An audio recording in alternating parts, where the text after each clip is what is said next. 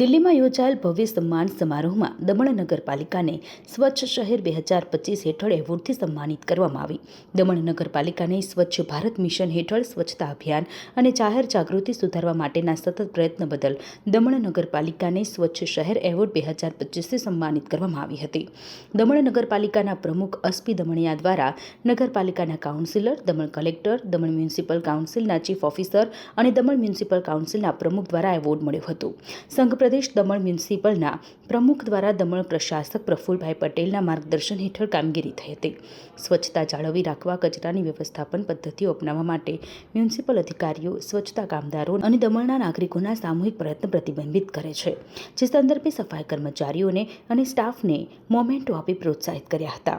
દમણને નજીકના ભવિષ્યમાં ભારતના સ્વચ્છ શહેરોમાં એક બનવા તરફના પ્રયત્ન કરવામાં આવી રહ્યા છે. और जिसके बुनियाद से ये दमन का विकास हुआ है, चारों मुल्क विकास हुआ है दादरा नगर दमन के, और लक्षद्वीप में भी आप देखोगे जो कि दुनिया का जन्नत माना जाता है, उसकी भी काया पलट गई थी. हम सबको मौका मिला था वहाँ जाने का और देखा तो रियली जन्नत क्या होती है वो वहाँ पे जाके मिले देखा हमने. तो साथ ही साथ जो उन्होंने जो हमारे लिए किया है, हमारे शहर के लिए किया है, इतने सारे फंड दिए हैं सीवरेज में ऐसे करके. एमपी का फंड होता है 5 करोड़ का, हमारे को एक साल में 100 करोड़ रुपए दिए हैं उन्होंने. और आने वाले दिनों में भी एयरपोर्ट का इनॉग्रेशन है. I think last week of August में एयरपोर्ट भी चालू हो जाएगा और हम देश से जुड़ेंगे. दीव है, दिल्ली है, दमन है, धीरे धीरे गोवा है और सब जगह से दमन का नाम होगा. दमन में टूरिस्ट इतने आते हैं, आप देखोगे सैटरडे संडे ट्रैफिक जाम हो जाता है. ये काया पलट की है तो हमारे प्रशासन ने, हमारे ऑफिसर्स ने, हमारे साथी और दमन के नागरिकों को.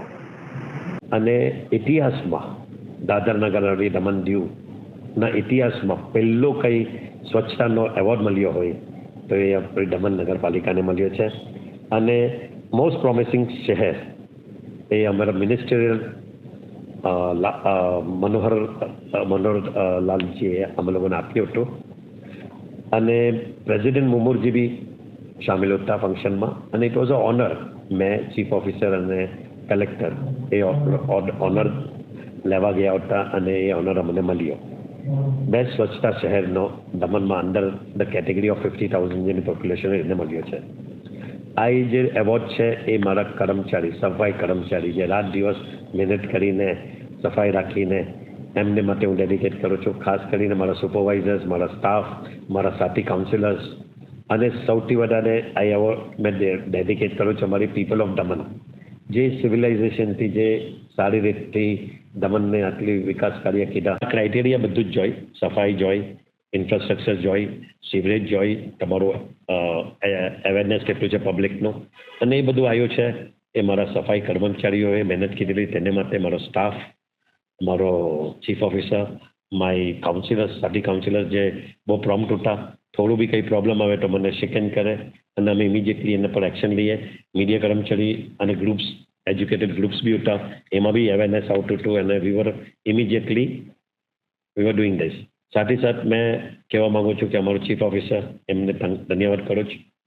મારા ડિરેક્ટર મ્યુનિસિપાલિટી, કલેક્ટર સાહેબ, એમને બી, અને પ્રફુલ પટેલ જે અમારા એડમિનિસ્ટ્રેટર છે, એમના માર્ગદર્શનમાં દમણ બહુ સારું ડેવલપમેન્ટ થયું છે, બહુ સારું